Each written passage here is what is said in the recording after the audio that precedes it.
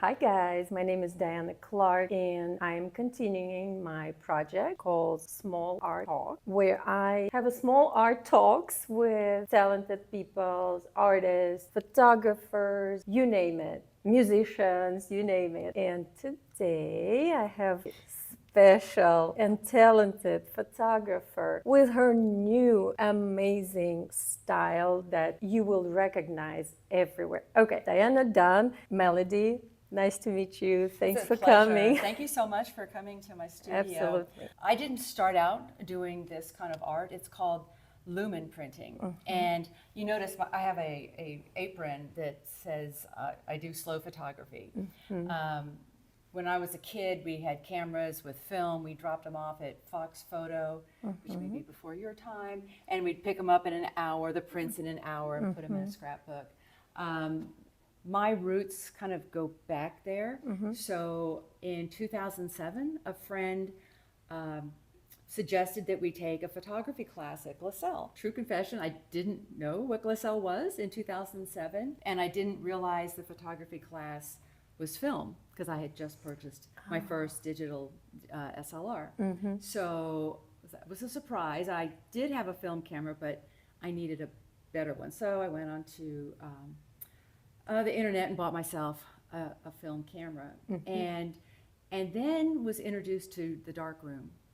And as a kid, I remember watching maybe a mystery movie where somebody had taken pictures, and now they're in the dark room and they're printing them, and these pictures appeared as if by magic, and I thought, this is Hollywood trickery. And lo and behold, it's not. That's exactly the way it happens. With the certain kinds of paper, and within about 10 to 15 seconds, an image is appearing. Yes. And I became hooked right away, and that was 2007. I'm still taking photography classes at LaSalle, mainly for the darkroom and the camaraderie. But in 2014, well, let me back up a second. In 2010, I was trying to find my own edge.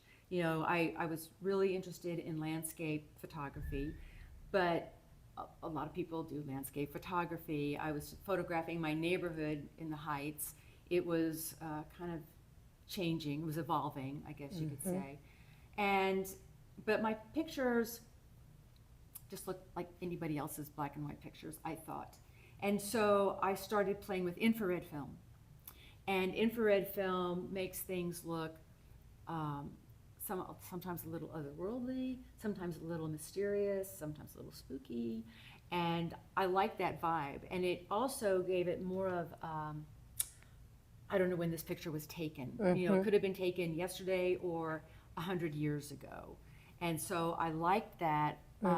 Infrared photography, though, with film requires a tripod. And the darkroom equipment is heavy. There's an easel that you're hauling around. And in late 2014, my instructor showed us a little demo on how to make what she called lumen prints. They're also sometimes called sun prints or solar prints. And it uses the same black and white photo paper, and you put plant material, generally botanical material, on it, put it in the sun. And I thought, wow, that's really interesting. But I wasn't totally interested. I was into my infrared photography. That was my deal. And wouldn't you know it, about 4 months later, I tore a ligament in my dominant wrist. And I couldn't lift the tripods. I had to have surgery, the whole fun thing that goes with that. And I thought, okay, well, what am I going to do? So I thought, well,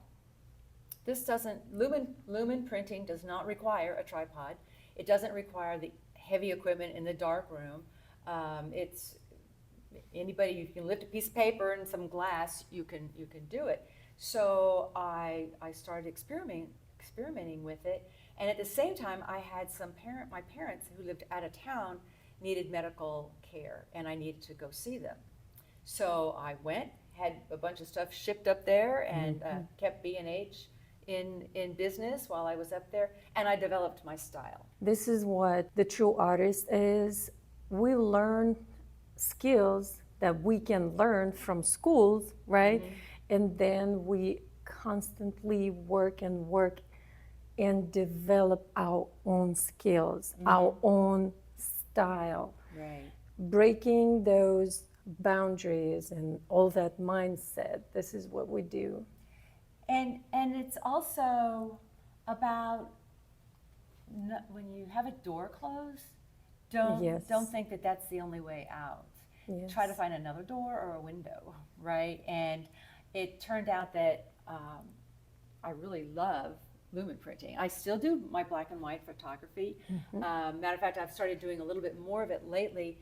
And the thing that kind of I really like about the process, other than the fact that I love flowers and I love getting this kind of ethereal view of them, is the chemistry involved.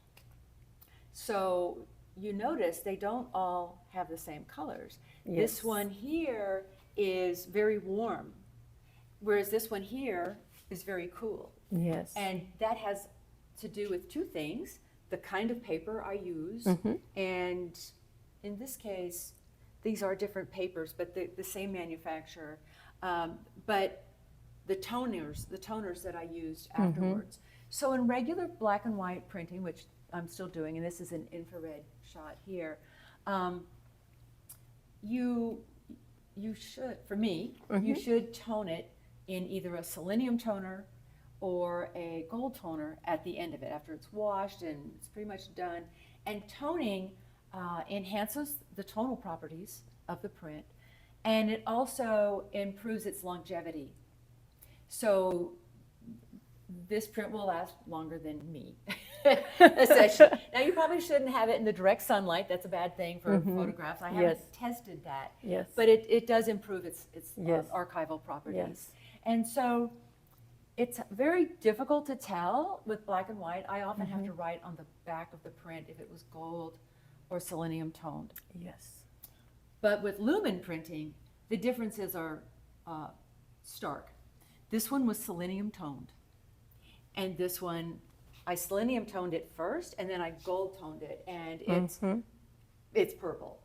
It's very, very cool. It's got some little bits of gold Yes. showing through. Yes. And it's actually the white that comes through here because of the gold toning is even whiter than the paper. This was a warm tone paper, which is generally a little bit creamier in nature. And so, and I also like to use a lot of fabric in my work.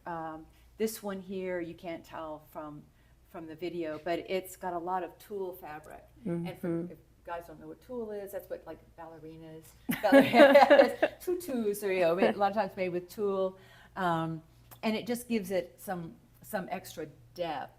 And I'd say almost all of them have some fabric in them.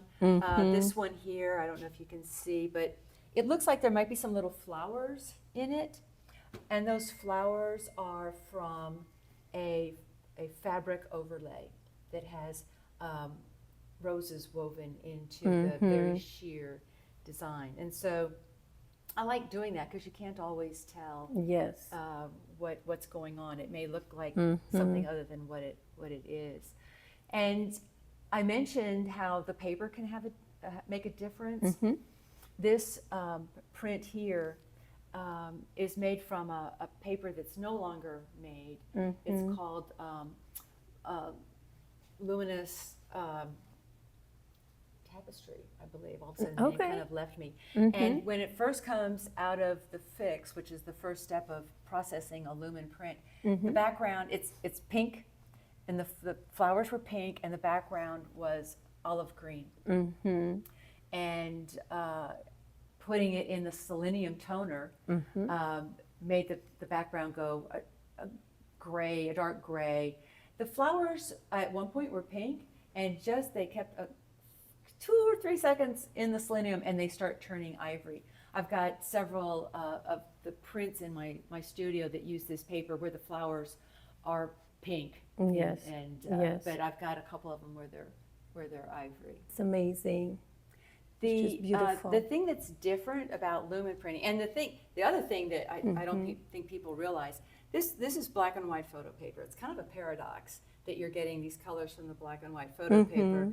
But if this paper was exposed for a millisecond to the light, it would not be good for the darkroom printing for a black and white photo. It would be what we call fogged, and it would be like there's like a gray shroud, and you wouldn't get the contrast that you want from black and white photography. Yes.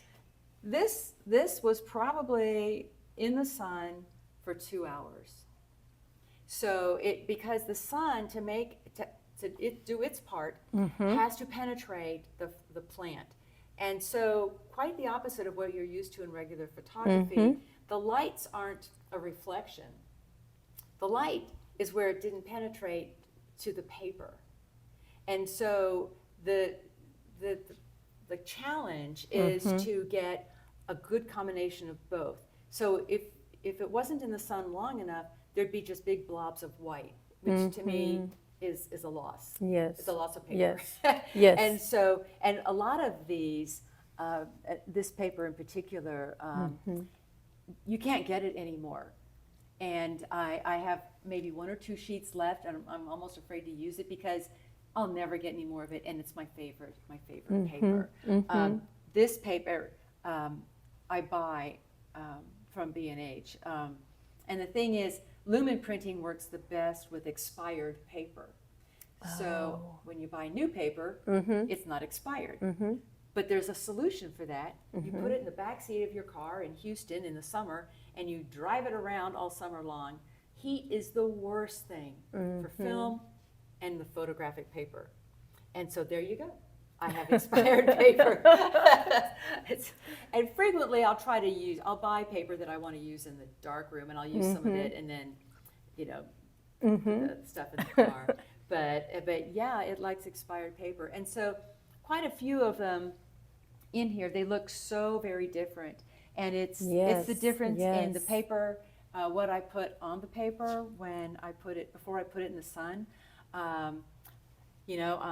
I'm a girl, so I go into the kitchen, right? And not that I'm a great cook, but vinegar helps me tease out some of this purple. And saline helps me get some of these greens showing up, and some of the browns that you see in the background.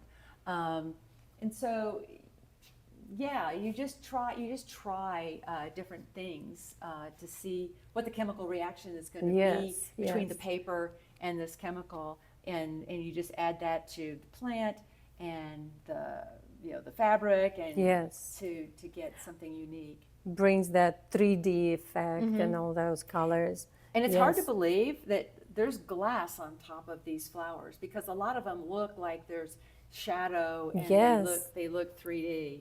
And so, people ask me, how do you do that? It's like, part of it, if it's in the sun, the sun isn't moving, but the effect is the sun is moving. And so you can get that effect that way. I have a UV box in my studio so that I have a little bit more control over the sun. And there were a lot of times when I would try to get out between 11 and 1 so that I didn't get that effect, because I didn't always want the shadows. So the light box helps me with that. Beautiful. So. Thank you. What about the studio? You have an amazing studio. This is like in the middle of Sawyer's Yards, right? When did you move here? Like, I want to know everything. So I belong to an organization called the Women in the Visual Literary Arts. We call it WIVLA for short, because the name's too long. And there was a meeting that I attended where this woman inspired me to do something bold. And so I went home and I told my husband, it might have been after the fact, but anyway, that I was getting a studio, and my first studio was in the silos. And he said, I guess, you've been thinking about this for a long time. And I was like, yeah, probably 4 days, And so that's bold. Well, yeah, it was. And I was lucky that, this was before COVID. so I was lucky that I was able to get a studio. Now it was upstairs, which wasn't ideal, and so the unfortunate thing, or fortunate, I don't know, depending how you look at it. Yes. I got this studio 6 months before COVID. So 6 months into my journey, we had to close everything down. Yes. And a lot of artists were forced to leave. And the way I moved over to Silver Street Studios was kind of a fluke. I emailed somebody who then emailed somebody at Silver. And so they happened to have a studio. It was in a different hall. This is my second studio here. And I love the building, love the space. But Yes. yeah, so in 2019, I just, like I said, I got this, I was inspired and got this wild hair to essentially be a small business owner. I had been a small business owner with my mom back in the 70s and 80s. So I did have a business background, which helped. I knew how to do the books and so forth. Exactly. But there's the business of art was something that I had to learn, and I'm still learning. Yes. But it was just this one meeting.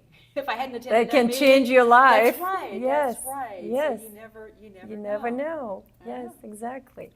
What would you recommend, or maybe how would you, and you just mentioned she changed your probably mindset. She pushed you a little bit, just enough. You were ready, right? But she pushed guess you I was. just enough. What would you recommend for beginners, for students, or for people who would like to get where you are? So I remember when I first, I guess it wasn't too long after I was doing the lumen printing. So it was around, and I started doing that in 2015. So it was around the end of, 2016 maybe.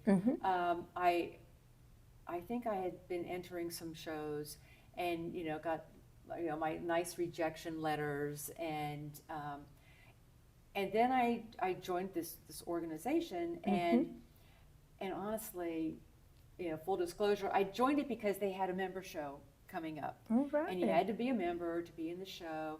And I'd heard about the organization. I attended a meeting, and I went there, and I even asked them, it's like, I'm a photographer. Am I good enough to belong to this group? And they said, sure.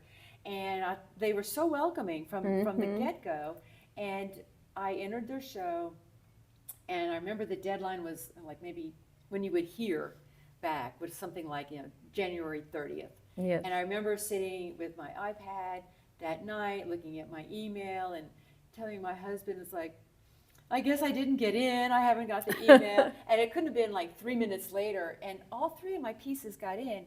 And that was such, motivation, I guess. There's nothing like acceptance letters. I get far more rejections than acceptance. I mean, that's just the nature of the game, right? Yes. There's a lot of artwork out there, a lot of good artwork. But that, and then being around this group of supportive women after I got in, this is a very old technique. It's 19th century, but not many people do it, and not many people have seen it. And so the feedback I got from this group was very supportive. They've been supportive for, what's 20, it's almost 20 years, right? So I think being around people who are supportive, are in the arts, join groups, network with people. Yes. You pick, I belong to a couple of women's groups, but I also belong to some mixed groups as well.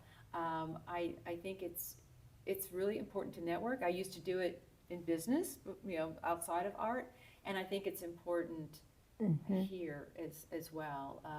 If you feel like you're competing with people, you're not gonna make it. Yes. You look for groups that are supportive, and you support them. They support you.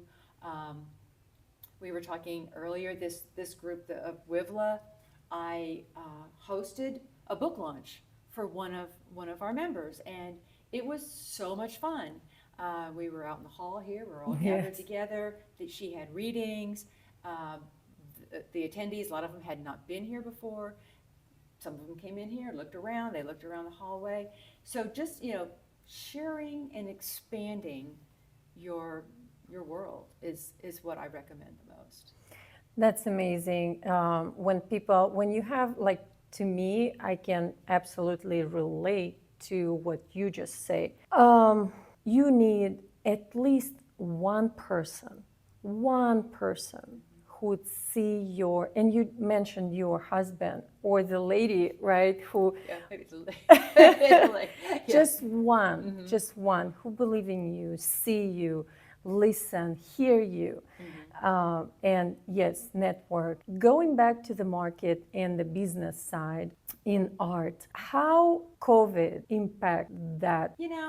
I heard a lot of people complain during COVID. I mean, it was a challenge, but I had a studio at that time. I mean, we were locked out for a very short period of time, but we could go in. Nobody could come in except the tenants.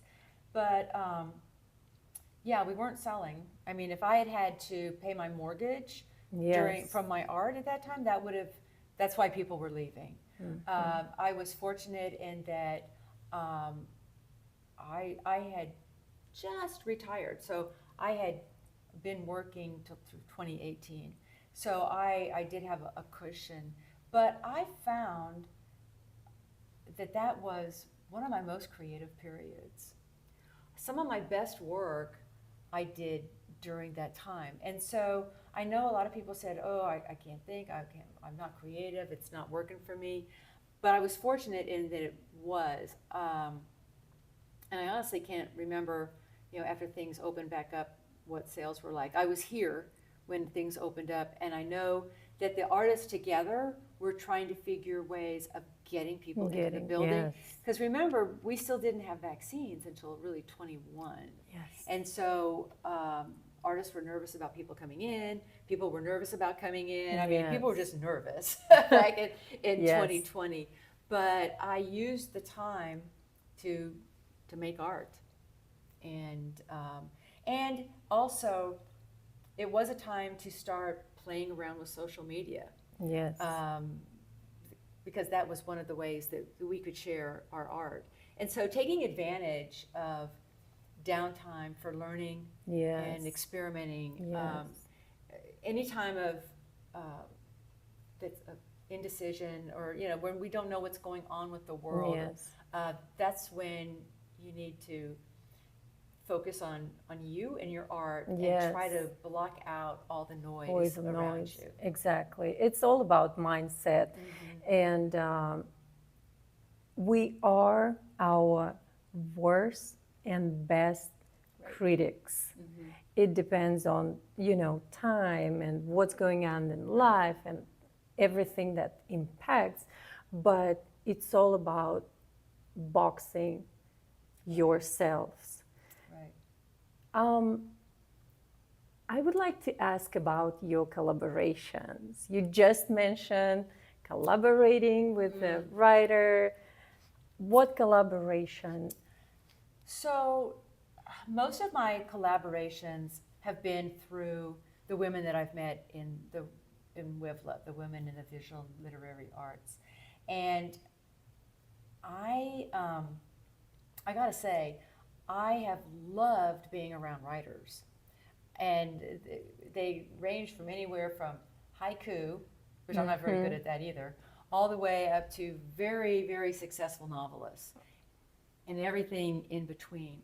The thing that there's two things I've really loved. When I learned about something called ekphrastic writing, and it took me a long time to be able to say it and be able to pronounce it. I'm not going to even try. And now I can spell it, but it is writing, most often poetry, but it can be what they call flash fiction, to artwork. And so when I was the president of WIVLA, we had a workshop called ekphrastic writing. Okay. It's EKPHRASTIC. Yeah. Yes, you It's got a prize. fascinating. We use it in a sentence. And the Oscar it's goes I to- know, I read the script spelling bee. Yeah. And so I had donated a couple of image files for them to use. It was an online workshop. The instructor was in Canada. That's one nice thing that came out of COVID. We have Zoom, right? Absolutely. And so there were two pictures that were used, and these women in the exercises, the training exercises, they had 8 minutes to write poems. And I'm like, and I was there only because I handle the Zoom calls, and I'm watching this and I'm thinking, thank goodness I'm not doing this, because I couldn't come up with a poem in 8 hours, let alone 8 minutes. And they came up with some amazing poems. They read them afterwards, touched my heart, and I have a blog, and on my latest blog post, one of the women wrote about the color of sepia. So this happened to be a print that I had sepia toned. It was a picture of a gas station, a rundown gas station, broken down pumps and everything, overgrown building. Yes. But the color of, what she called it, the color of memory. That's beautiful. And yeah, isn't it? And so I devoted my post to how sepia came about, which was kind of interesting. I didn't know that until recently myself. But another, the woman who I hosted the event for, she had also written a poem about it, and it was very moving. And so I have audio of all these women reading their poetry, and I just love that. That is, it's one thing when somebody looks at your work, whatever the kinds of photography or painting, and say, I really like that. It's another when they write something about it, what their interpretation is, what they're feeling when they see it. It's just an indescribable thing. The other thing that Women in the Visual and Literary Arts does every other year on the even years, so that will be in 26, they have a collaboration where a writer and a visual and a literary person team up. There's a central theme that they then create work on that theme, and then they have readings. So there's the artwork the last one we had at Sabine Street. So it was in the big gallery there. And then we had a projector, and we were showing the artwork while the literary person read it. It's so amazing and moving. And then we also make a book that goes with it, that has the artwork and the literary. And I have really, really enjoyed this exposure to writers. And women writers in general, we have a different perspective of the world, and different feelings when we see art. And I've really liked it. I do know there has been some ekphrastic writing done at Archway. They have readings, I think, once a month on some Thursday, and I can't remember what it is. But there's some men that participate in that as well. So it's not just a female thing. It's a thing. And I've even known of people going to a museum, the Fine Arts Museum, for example, and writing a poem while they're standing in front of a piece of art. So that's the kind of collaboration I love. I mean, we've had some collaborations here with visual artists coming together to do things, and that's fun too. But I really love this marriage of the literary, and that's one of the nicest things, when somebody likes your work enough to take it, and I call it rehoming. So my artwork's been rehomed because I do, each piece. This one here was the flowers from my dad's memorial service. It needs to go to a special home. It's like, okay, now you're gonna have to love this the same way I loved it. And so there's memories. So during COVID, I live in the Heights, and one of the things that was so great, the weather was amazing that spring. People were out and about, and so I was up and down the boulevard, and I asked for permission first. I'm sure these people thought I was absolutely nuts, but I said, may I cut some cuttings off of the trees and the plants? And the group that's responsible for the boulevard said, you can cut as much as you want. Here, have at it. And so I had a collection that I called Along the Boulevard. And so this here was one of the pieces that I did from the trees, the leaves from Heights Boulevard. And so I had a collection of those. And there's a few of them. There's one by your feet, but and the thing is, I have an app on my phone that helps me identify what all these plants are. Yes. Because I think that's important. That's important as well. And you can't believe how many different kinds of oak we have. Yes. There's every time I think I know I've captured all the oaks, it's like, oh my gosh, here's another kind of oak tree. Yeah. That's amazing. Do you remember the time where you sold or rehomed one of your arts and you didn't want to do it? There was one that I was the people who purchased it, a young couple purchased it. They just loved it. It was great, but it had been a big conversation piece as people who walked in the studio. Yes. Because quite often a lot of these prints don't look like what they are. Yes. And so there was one that it was almost like a Rorschach test. People come in and say, I see a dog in that. And someone say, no, it's a monkey. And they go, no, I see a man, And so when that piece left, I was like, okay, so now what are we going to talk about? I mean, so it was, I imagine I'll have some tender feelings when, this one leaves, and there's a couple that are from those kinds of flowers. But, I can't take it with me, right? And so as long as and I think when people are willing to lay out their disposable income to take a piece of fine art home, I think they are going to love it. And so that's, but I haven't been sad to see it go. That only that one time where it was like, it was such a conversation starter. That's beautiful. My final question, if you would have a chance to collaborate with any artist from the beginning of humanity, who would that be? Wow,